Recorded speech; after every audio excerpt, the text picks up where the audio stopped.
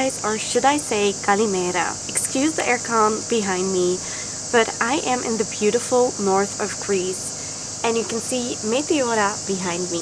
In this video, I will take you along on our road trip through the north of Greece. It is less crowded and a lot cheaper than the popular Greek islands. You can still find many authentic villages, undervalued UNESCO World Heritage Sites, and stunning beaches. It is a great region to go hiking and also to explore waterfalls. Almost every single year we rent a car and go on a road trip through the vineyards and the olive trees, and this time I am joined by my parents and also my aunt and uncle.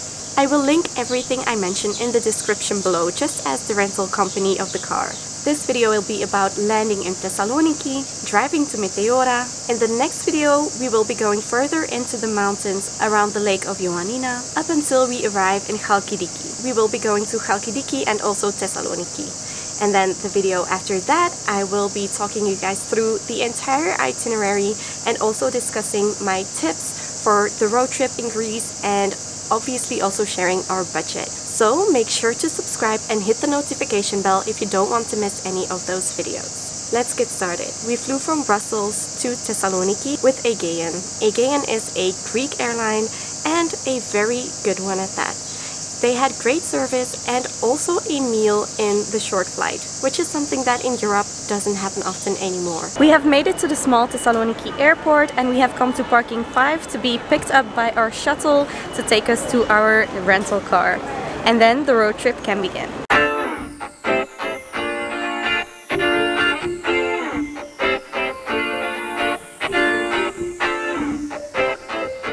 We decided that we wanted to catch a glimpse of Mount Olympus, so we decided to take the highway south along the coast. We then stopped for lunch in Limani, which is a coastal city at the foot of Mount Olympus. It is a quiet beach town and we had our first traditional Greek meal at a lovely taverna. Olympus is the highest mountain in Greece and it has long been a mythical place. The gods of ancient Greece were said to reside there. They were said to live on Mount Olympus. And today it is a popular destination for mountaineering and other outdoor activities. We then continued our way via Larissa, where we saw fields full of purple flowers. And then we passed through the hills covered with produce and sheep. This region is full of agriculture and in general it is way more green and also wet than what we are used to from Greece. We finally reached Kalampaka, which is our base to then explore Meteora. We could see the rocks from miles away. We have just arrived at Meteora and the place we are staying is insane. Look at this view.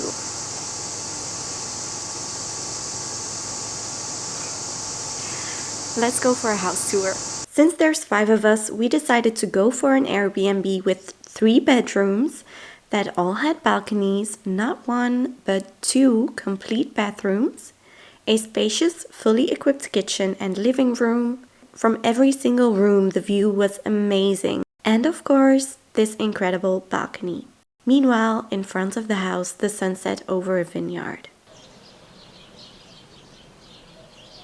We then went for dinner in town and had some more amazing Greek traditional meals. And then this morning it was finally time to explore the monasteries.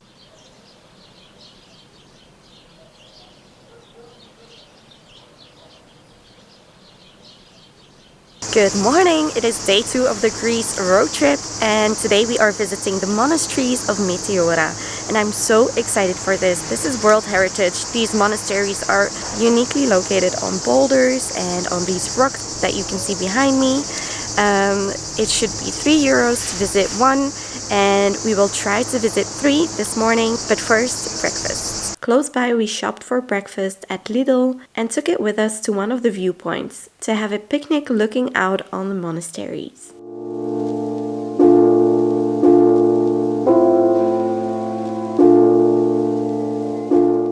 We have arrived at the first monastery of the day. The first one we'll be visiting is the Monastery of the Holy Trinity, and this is the most isolated and hardest to reach monastery. We can see a lot of steps already, and we've come here at around 10 when it opens, just because it's not as hot then. This monastery was featured in a James Bond film, For Your Eyes Only.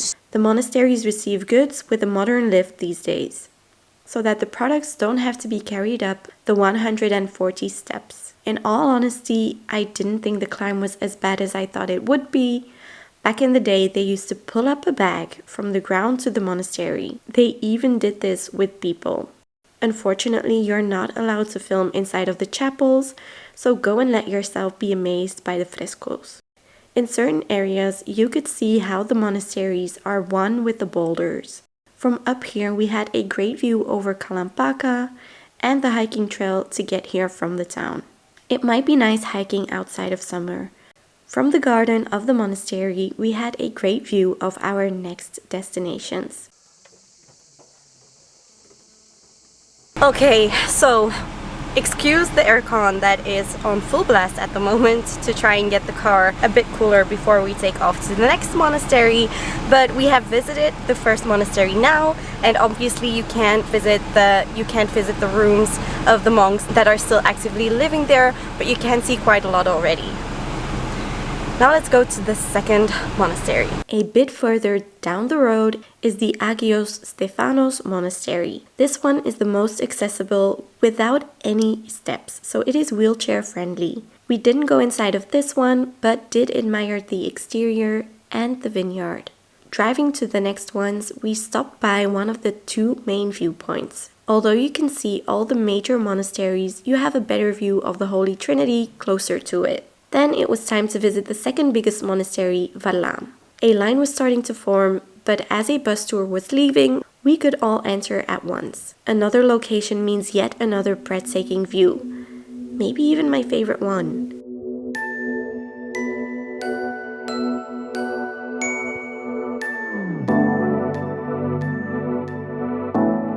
We could see supplies being delivered and a monk was working in the gardens. Once again, there was a stunning chapel with relics that I couldn't film, unfortunately.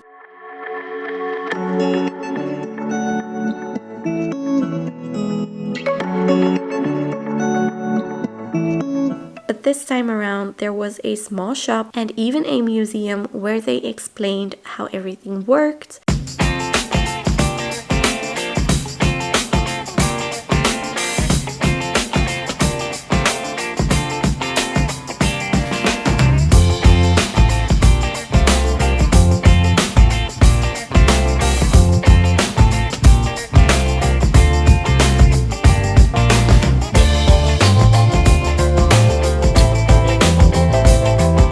Aside from old books and colorful robes, I spotted some pictures and videos to give you an idea of what the chapels look like inside.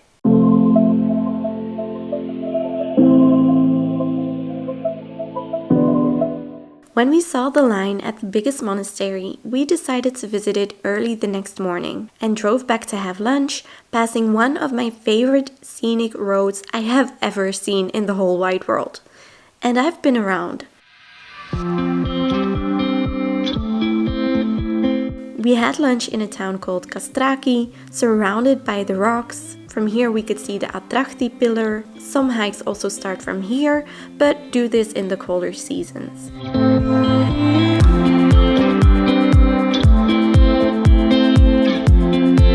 We shared tomato fritters, which were to die for, and this cheesy bugurdi. Yum! My impression after this first day is that I'm just lost for words. Every 5 minutes, when you see Meteora from another angle or another perspective, we are left like this. Like, just speechless, absolutely blown away. If I had known how much more impressive this place even is than in the beautiful pictures, I would have begged to come here much sooner. This place, although it does seem to be popular, there were quite some bus tours going on, but somehow I still think it is undervalued with the grandeur of these rocks. Like when you're in the middle of them, they are so huge, the landscape is so incredible, and the monasteries are so beautiful. Even on the inside, the frescoes and the icons, the incredible architecture, and then each and every single time the different views. My mind is just below. In my opinion, this place should be as well known as the Grand Canyon, but it is not, and it is so affordable. You will pay only 3 euros for every monastery that you visit, and this place that we're staying only cost us 125 euros a night, so that's 25 per person, because there's 5 of us, and it is the middle of high season. Also, our lunch that we've just had cost us about 12.5 euros for maybe 8 plates of food, half a liters of beer, and bottles of water, soft drinks. We even got a free ice cream at the end of our lunch, and I just can't get over it. Tomorrow we will be visiting the last and biggest of the monasteries, and maybe also a nunnery. That one was closed today, and we'll just see if we have the time. And then tomorrow we will also continue our way to Ioannina. After resting a bit, we went on a sunset mission. In my opinion, this is the best activity you can do here, and it's completely free. I would do this every night I spent here.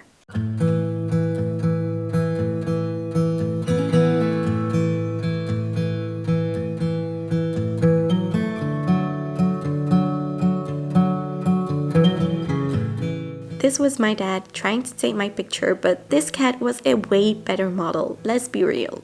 During high season, you will share the viewpoint with other tourists, but since there are 2 viewpoints, it didn't feel overcrowded, especially knowing that everyone in the region wants to experience this.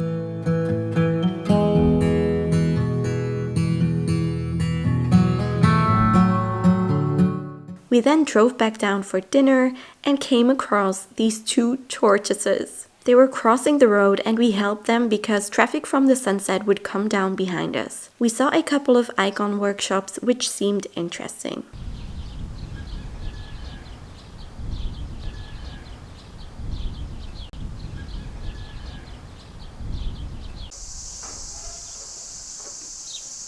Good morning, this is the second day in Meteora.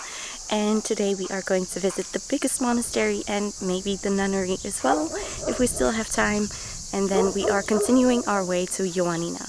Something I didn't mention yet is that you need to dress appropriately. Cover your shoulders, and women should wear a long skirt, no leggings. Scarves are also offered for free at the entrances. The great Meteoron holy monastery has grown into a small town of its own over the centuries. We definitely saved the best for last. I'm so glad with the order that we visited the monasteries in. Every time there were new things to see, whereas if you did it the other way around, you would see less each time. After another climb, similar to the first one, we reached the entrance. The views on our way up are insane once again. There are a few museums on ground. One talks about the effects of the Civil War and the rule of the Nazis.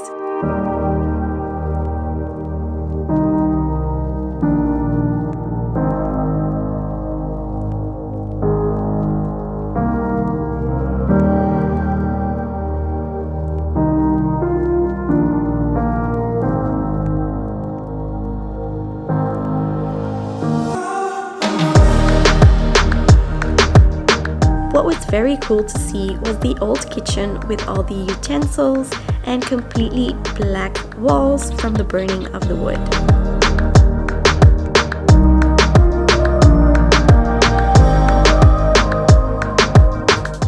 The Holy Chapel was spectacular. Believe it or not, this long wooden thing is actually a bell. We decided to end on a high note and skip the nunnery. The monasteries all have different closing days, so check this before your visit. In the next videos, we accidentally discover hidden treasures, the authentic mountain village Metsoho, Ioannina and the island, and royal tombs. Of course, we go hunting for the best beaches and excursions in Chalkidiki, and we explore my favorite Greek city, Thessaloniki. Thank you so much for watching this video. I hope you liked it. If you did, make sure to give it a thumbs up and subscribe to definitely see my next videos. I would love for you to join me on my trip through Andalusia, Spain later this month. So I hope to see you in the next one. Bye!